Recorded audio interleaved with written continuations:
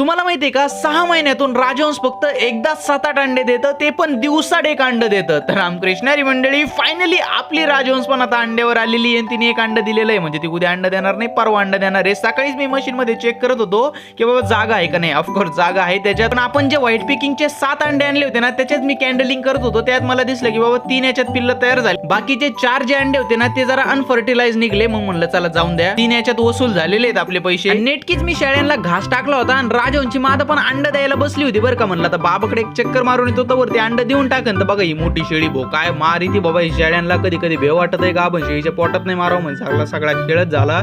बाबाकडे इकडे आलो होतो, बाबा मकाला पाणी देत होते. एवढ्या वावराला इतका वेळ लागतोय ना भो, कारण की ऊनच इतकं पडतंय, वावर तर लय जबरदस्त पाणी पितंय. तेवढ्यात घरी येऊन बघतोय ते राजहंसची माद आजुका अंडच देऊ राहिली भो. बाबा तर म्हणले चला आपण तो चिंचेचा पाला घेऊन येऊ, तर वरती अंड बी देऊन टाकीन. मग आम्ही आलो मस्त पैकी 1-1.5 तास तिकडे चिंचेचा पाला घेतला. काय मस्त गाडी उतरू राहिली भो खाली एकदम स्मूथ मध्ये.